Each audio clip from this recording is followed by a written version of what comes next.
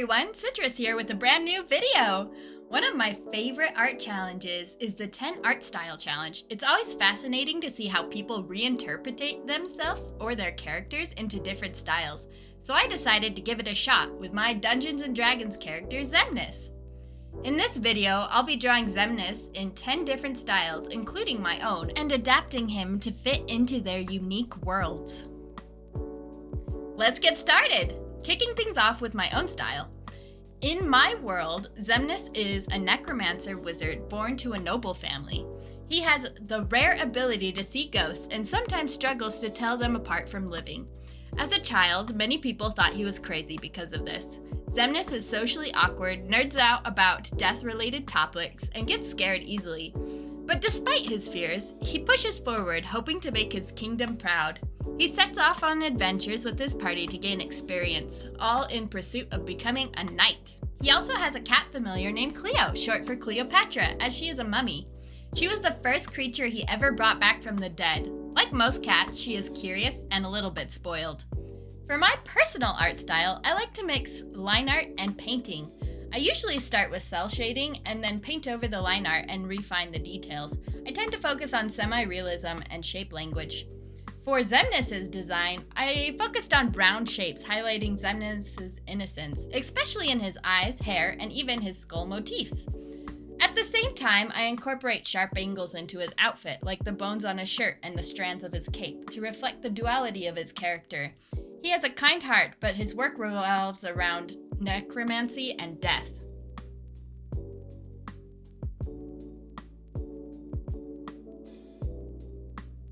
Moving on from my style, let's jump into Gravity Falls. Gravity Falls is one of my favorite animated shows. The characters are lovable and the story is engaging.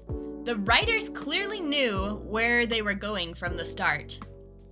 At first, I wasn't a really huge fan of the art style. The oversized eyes threw me off, but as I watched it more, I gained an appreciation for its charm and how recognizable it became.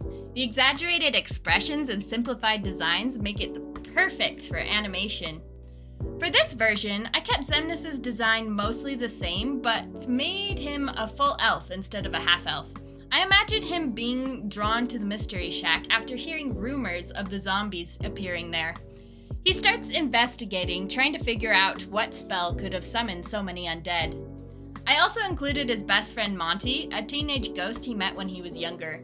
I based Monty's ghostly appearance on the style I'd seen in the Inconveniencing episode, where the teenagers end up raiding a convenience store.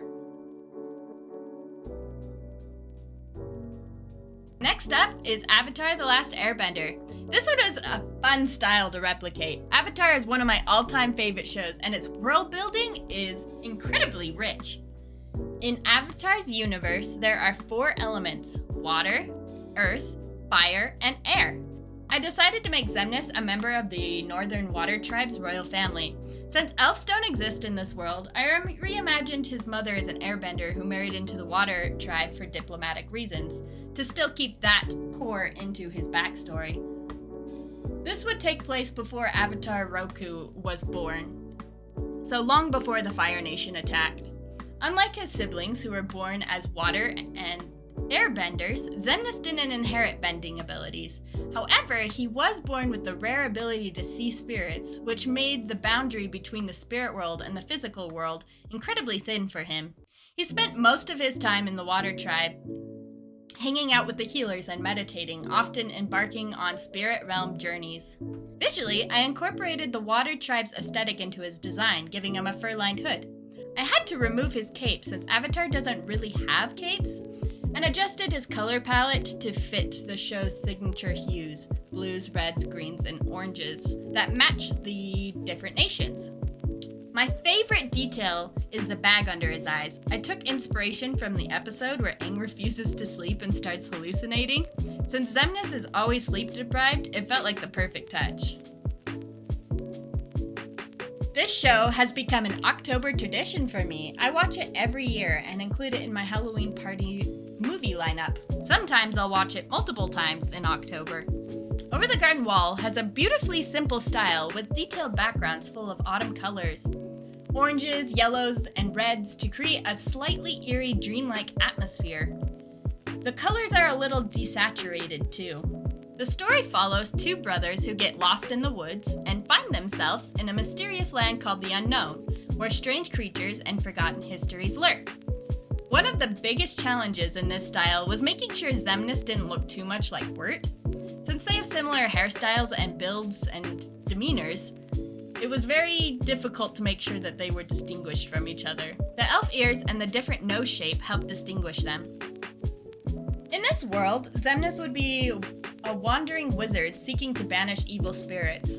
Unfortunately, many people misunderstand him and mistake him for a spirit himself because of how often he appears where ghosts linger.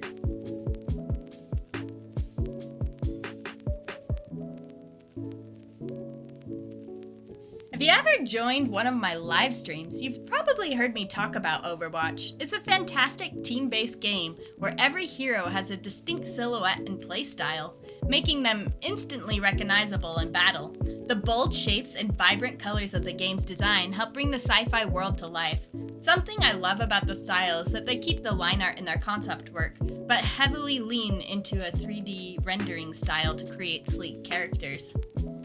In the Overwatch universe, Xemnas would be a young scientist obsessed with studying souls and the potential to aid the living. Unlike Reaper, who absorbs souls, Xemnas reanimates the fallen, turning defeated enemies into spectral fighters. These undead function like weaker, turret-like versions of their former selves, offering temporary support with limited movement and firepower. Xemnas would be a damage hero. His staff would fire a life-draining energy beam, and he'd have a short-range teleport, leaving a ghostly afterimage to mislead enemies.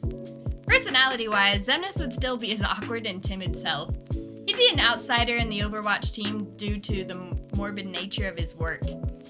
He'd have grown up in a family that designed Overwatch weapons, spending most of his childhood in the lab alongside his father.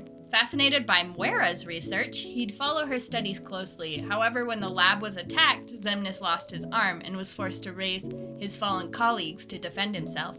Now as a vigilante, Xemnas fights to protect those who can't defend themselves, even if his unsettling methods make others uneasy. While many Overwatch members would struggle to trust him, his interactions with Moira would be interesting, as the two share a scientific approach to life and death, but vastly different morals on consent. I think some of the other members would talk about how much he's changed from when he was a child, too. Next up is Frieren, Beyond Journey's End, a beautifully heartfelt anime about an elf who outlives her D&D party and learns more about them even after they pass. Since there are no half-elves in this world, Xemnas would be fully elven. He'd be a relatively young elf, still in his first couple centuries. He wouldn't have quite grasped how long his life really is, seeing as elves usually live to about 10,000 years in this world. Despite his youth, he is still drawn to necromancy, studying the delicate balance between life and death and the spirits that linger in between. He'd do his best to fight the demons in the realm, which are the main antagonists of the show, though I'd fear he'd fall into the trap that most elves do in this series, getting caught up in studies without realizing how much time is passing. Visually, Frieren's art style features thin, elegant line work and soft rounded shapes, giving it a clean and impressive look. Even the faces are more round and soft, giving a cute, pudgy look. I especially love drawing the oversized elf ears. They're such a fun and charming detail.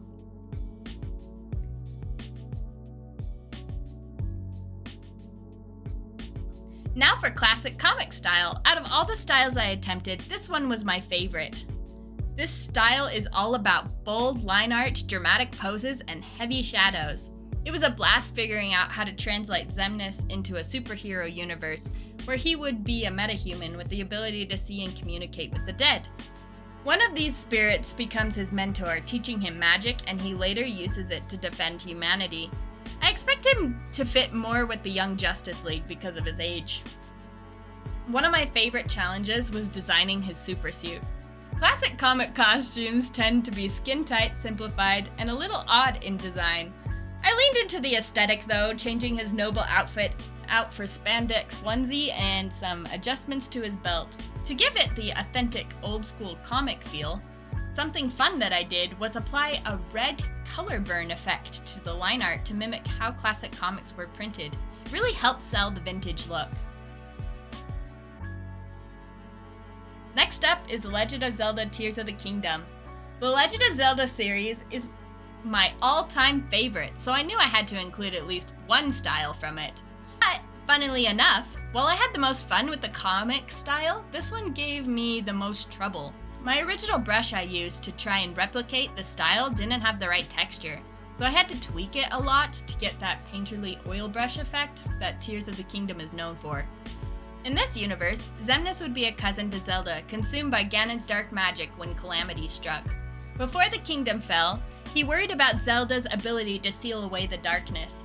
Rather than living in fear and counting on her, he chose to embrace it, studying blood magic in secret. When the castle fell, he was overtaken by Ganon's corruption, becoming one of his phantoms. Throughout Breath of the Wild, Link would have had to fight Xemnas' phantoms multiple times while trying to reclaim Hyrule. However, after Ganon's defeat, Xemnas would finally be freed, though his memory would be fragmented. When Link finds him in Tears of the Kingdom, they battle. Link, assuming that Xemnas is still a threat, attacks him, but Xemnas surrenders and explains the gaps in his memory. Returning to Lookout Landing, Xemnas slowly adapts to normal life. However, his control over Ganon's magic somewhat remains after his long studies of blood magic, giving him limited control over monsters. If given enough monster parts, he can summon reformed monsters to fight for Link. One of my favorite details I added to this design is the Hylian script on his scroll. The markings spell out blood magic.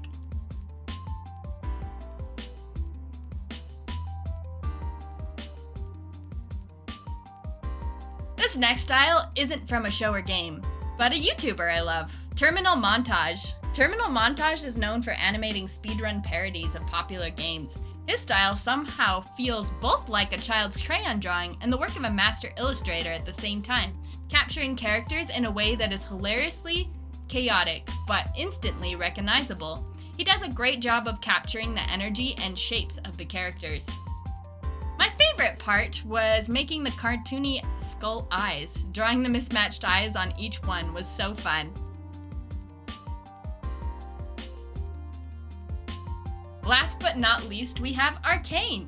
While Arcane's storylines sometimes frustrate me, in Season 1 especially, I can't deny that it is one of the most beautiful animated shows ever made. The painterly style, bold lighting, and cinematic compositions make every frame look like a work of art. It's had a lot of influence in my own style.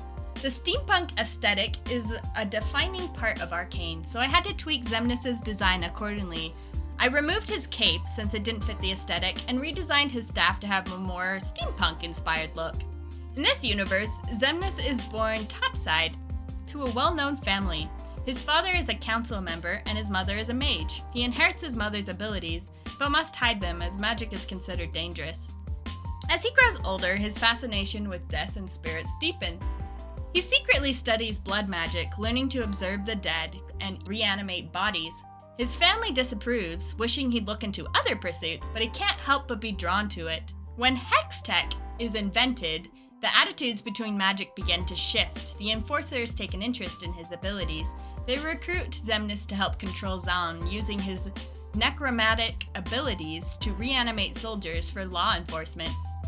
Xemnas himself rarely ventures into the Undercity, but if he did, it would likely be overwhelming. The sheer number of deaths would mean he was constantly surrounded by ghosts, mostly vengeful ones.